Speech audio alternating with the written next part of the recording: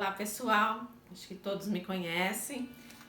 Meu nome é Adriana, faço parte da equipe de PCNP lá da diretoria de Santo André. Meu grupo de trabalho, vocês conhecem também, a Érica, a Neuza, né? Fazem parte.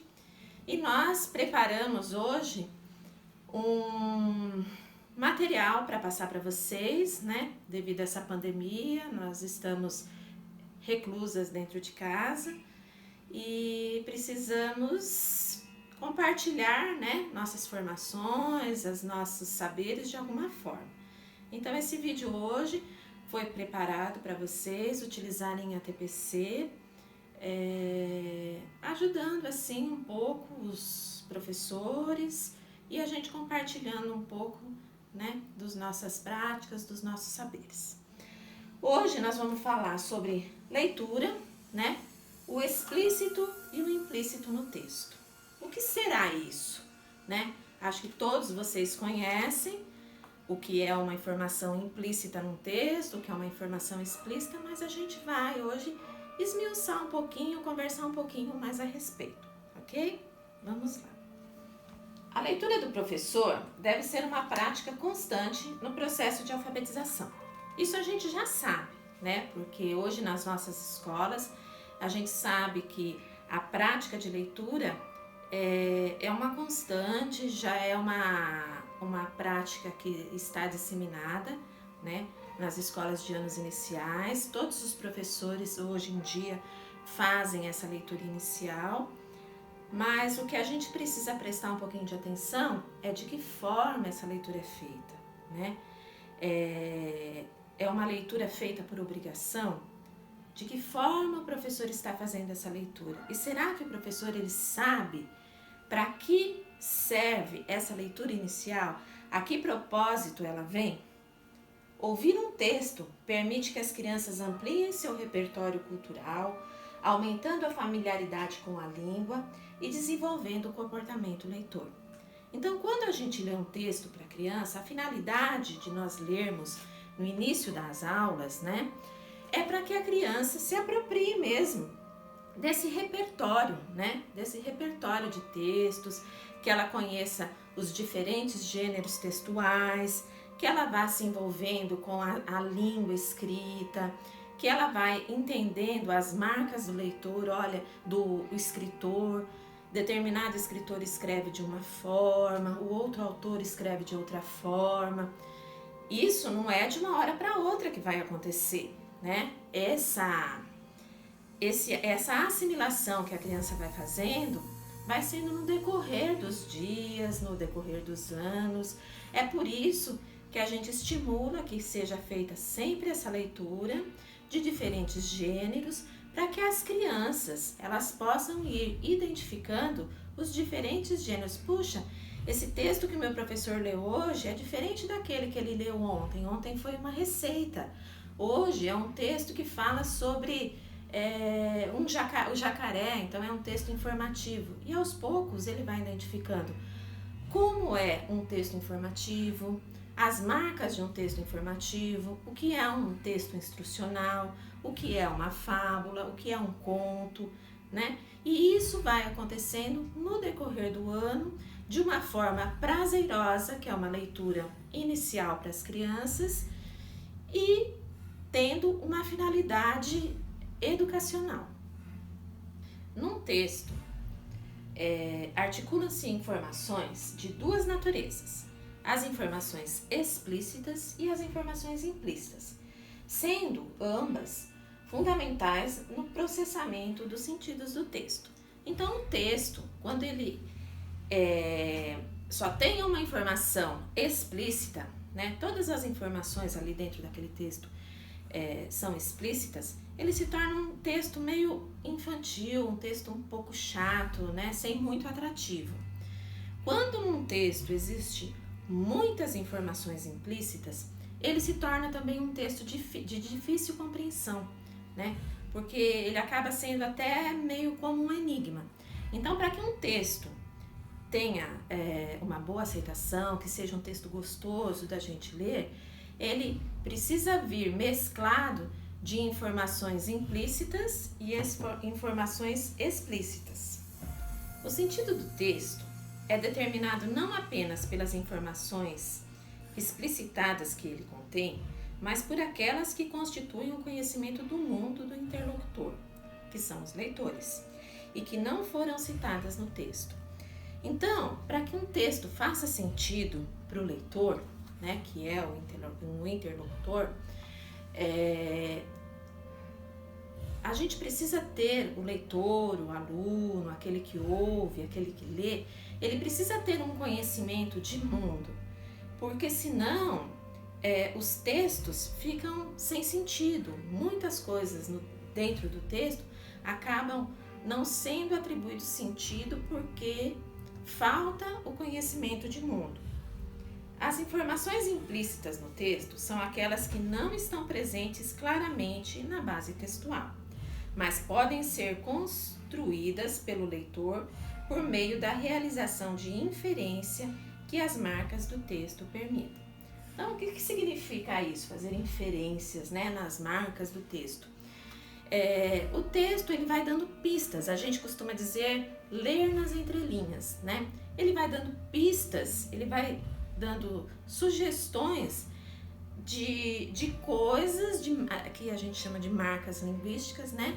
Que são as informações implícitas no texto, que são aquelas informações que são ditas sem serem ditas, né? Aquelas informações que estão presentes no texto, mas que não estão escritas no texto, né? Que a gente volta a dizer, que a gente chama estar escrito nas entrelinhas.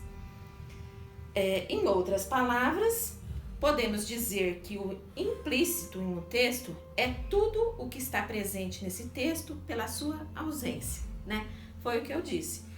Tudo aquilo que está presente no texto, mas não está escrito, mas que um leitor proficiente, né? Ele consegue ler e ele consegue fazer essa inferência daquilo que está escrito e daquilo que não está escrito, mas que o texto está querendo dizer, né?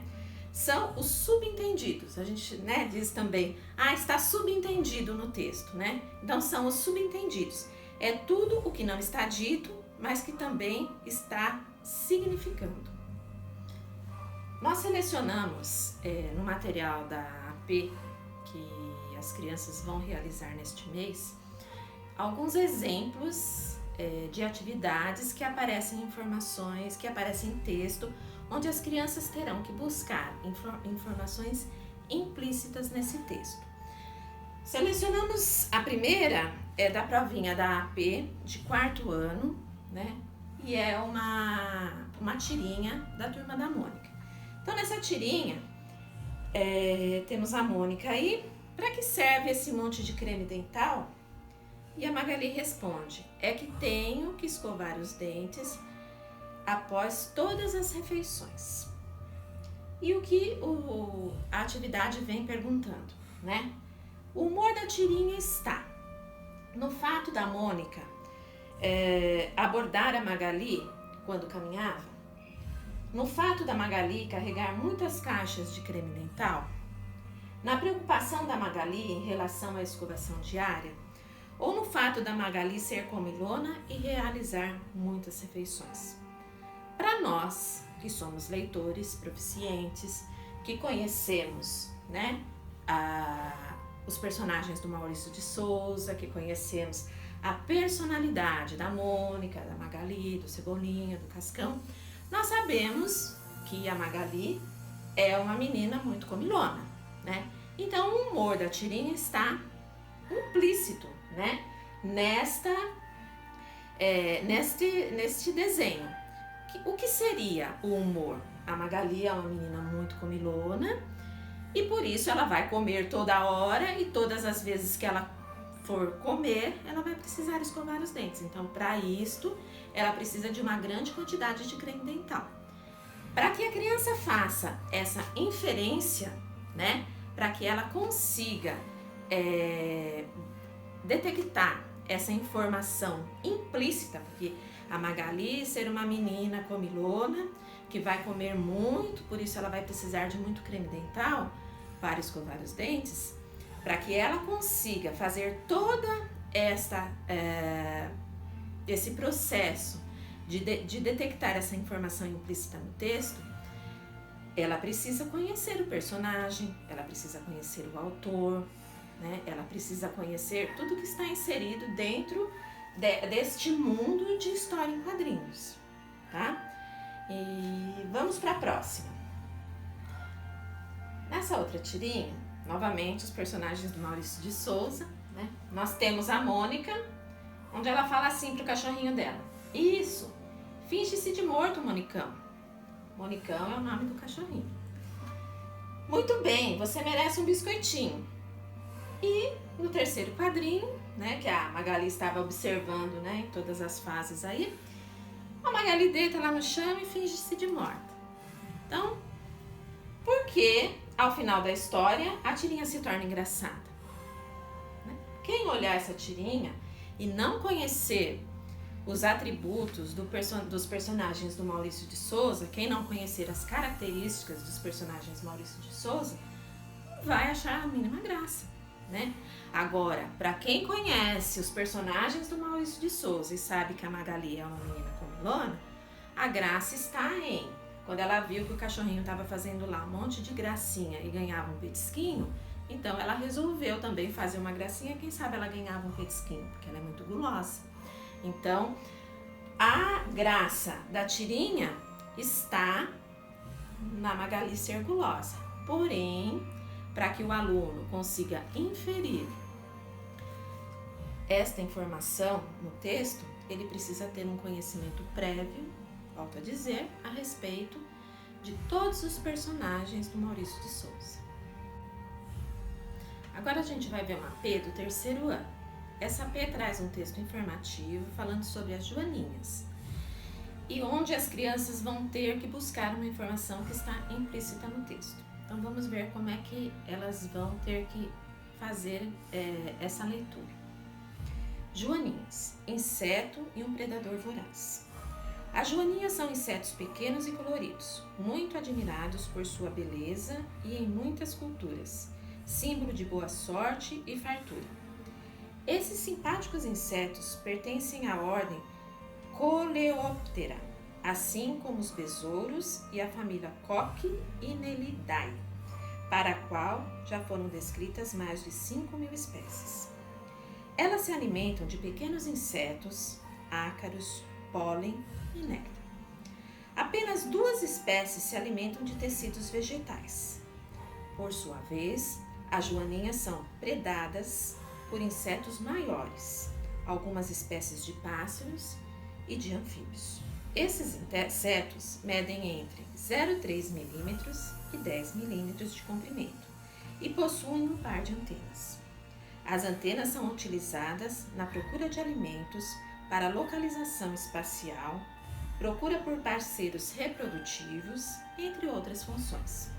Para manter as antenas limpas, as joaninhas as esfregam com o primeiro par de patas e, desta forma, removem resíduos que podem interferir em sua sensibilidade.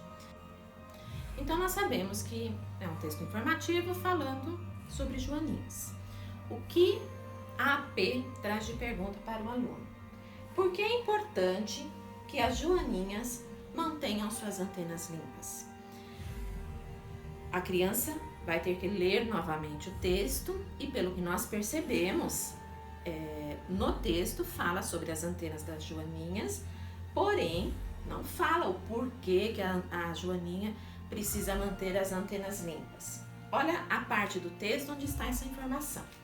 As antenas são utilizadas na procura de alimentos, para localização espacial, procurar um parceiro reprodutivo e entre outras funções. Para manter as antenas limpas, as joaninhas as esfregam com o primeiro par de patas e, desta forma, removem resíduos que podem interferir em sua sensibilidade. Vamos voltar para a pergunta. Por que é importante que as joaninhas mantenham as suas antenas limpas? É importante que elas mantenham as antenas limpas. Por quê? Porque é por meio das antenas que elas procuram alimento, que é por meio da antena que ela se localiza, né, no espaço. no ambiente, por meio das antenas que elas procuram o parceiro. Então, são essas informações que a gente espera que o aluno busque no texto. Mas isso não está explícito no texto. O aluno tem que ler e tem que entender, né, que elas têm que manter as suas anteninhas sempre limpas, porque desta forma elas podem procurar os alimentos, procurar os parceiros, se localizar no espaço, no ambiente em que ela está. Então, o aluno busca uma informação que está implícita no texto, porém, para que ele faça isso, ele precisa ser um leitor proficiente, né? Ele precisa ler nas entrelinhas, ler aquilo que está no texto, mas que não está escrito, que é aquilo que nós falamos lá no começo, ok? Então, nós fomos buscar no Currículo Paulista, que é nosso guia agora, nosso livro de cabeceira, né? Então, lá no campo de atuação, nós encontramos o campo de atuação em que essa habilidade está, né? Nas práticas de linguagem, ela aparece como leitura, escuta compartilhada e autônoma. Nas habilidades, ela aparece como inferir informações implícitas na leitura de textos de diferentes gêneros. E no objeto do conhecimento, ela aparece como estratégia de leitura, compreensão e leitura. Então agora, isto foi uma pequena amostra, né, de como a gente trabalhar com os professores lá na AP, que vai ser desenvolvida pelas crianças. Então, com esta pequena amostra, eu acho que agora, lá na escola, né, ou cada professor dentro da sua casa, consegue dar uma estudadinha nas questões que estão na AP e quais são as habilidades que esta questão requer que o aluno tenha, né, para que ele possa desenvolver a questão. Então, fica aqui como uma sugestão para que vocês continuem o ATPC pensando em outras questões que são problemas na escola, porque nós selecionamos informações explícitas e implícitas no texto, porque são aquelas questões que aparecem o maior número de erros, né? Então, deem uma olhada, vejam o que vocês acham que os alunos têm mais dificuldade e compartilhem aí com o grupo de vocês de que forma que vocês podem trabalhar esta habilidade. Muito obrigada e a gente espera que no próximo vídeo a gente possa conversar um pouquinho mais. Até mais!